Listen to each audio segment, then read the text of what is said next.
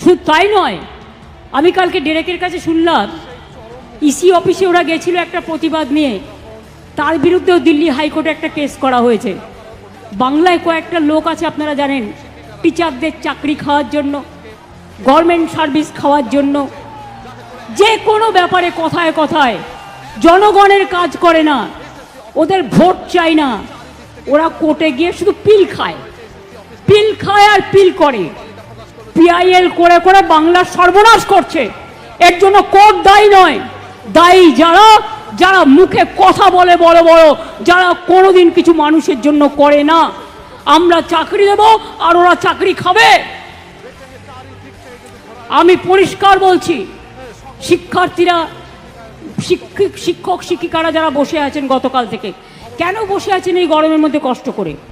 আপনারা স্কুলে যান।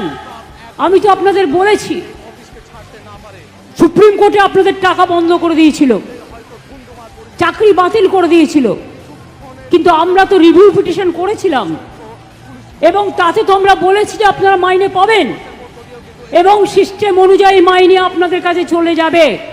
এর জন্য কারো প্ররোচনা দেওয়ার দরকার নেই, দাঙ্গা করার দরকার নেই, উত্তেজনা করবার দরকার নেই। আর গ্রুপ সিডি যেটা বাতিল হয়েছে, আমাদের আইনজীবীদের সাথে পরামর্শ করতে দিন।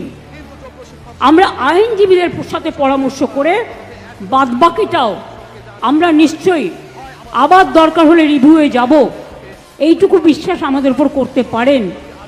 যারা আপনাদের চাকরি খেয়েছে তাদের উপর ভরসা করবেন না, যারা চাকরি ফিরিয়ে দিয়েছে তাদের উপর ভরসা করুন, আর যারা আগামী দিনও ফিরিয়ে দিতে পারে তাদের উপর ভরসা করুন।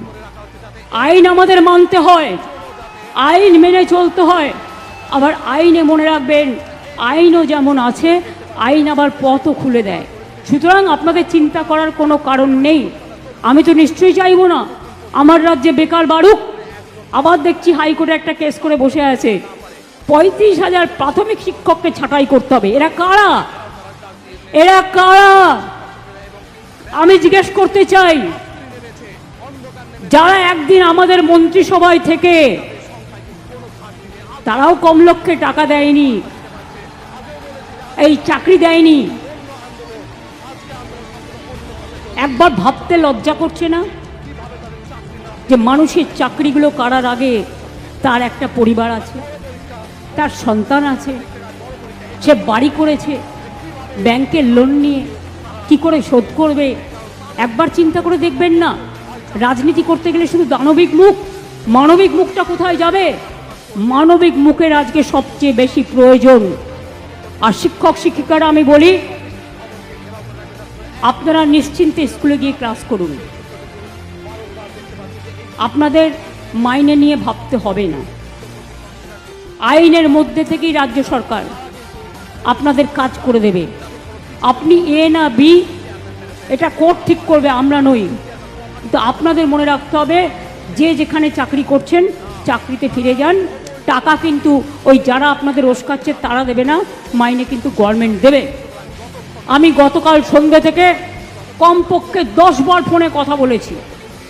আমি কলকাতায় থাকলে হয়তো 1 সেকেন্ডে মিটিয়ে দিতে পারতাম, কিন্তু যেহেতু আমি মিদনাপুরে আছি, আমি রাত 12টা পর্যন্ত কথা বলেও দেখছি কেউ কেউ রিজিড আছে যে টেন্টেড আনটেন্টেড লিস্ট বের করতে হবে।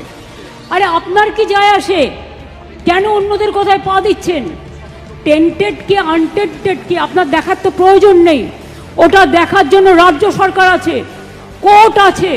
আমরা এভিডেন্স নেব, আমরা কোর্টের কি বলা হয়েছে দেখব। এটা আপনার তো লিস্টের দরকার নেই। আপনি চাকরি করেন, আপনার চাকরিটা আছে কিনা দেখার দরকার, আপনি ঠিকমতো মাইনে পাচ্ছেন কিনা সেটা আপনার দেখার দরকার। অন্যটা আপনার দেখার দরকার নেই, ওটা আমাদের ওপরে ছেড়ে দিন। মনে রাখবেন, ইউপিতে 69,000 লোকের চাকরি গেছিল বিজেপি সরকার থাকাকালীন, কেউ ফিরে পায়নি। আমি তো আপনাদের বলছি আপনারা ফিরে পাবেন। আমরাই তো আপনাদের কোর্টে গিয়ে আপনাদের হয়ে ফাইট করে অ্যালাউ করেছি। ত্রিপুরায় 10,000 লোকের চাকরি চলে গিয়েছিল, কোর্ট বাতিল করে দিয়েছিল। বিজেপি সরকার বলেছিল ক্ষমতা এসে ফিরিয়ে দেবে। আজ পর্যন্ত 7 বছর হয়ে গেল, ফেরায় তো নি।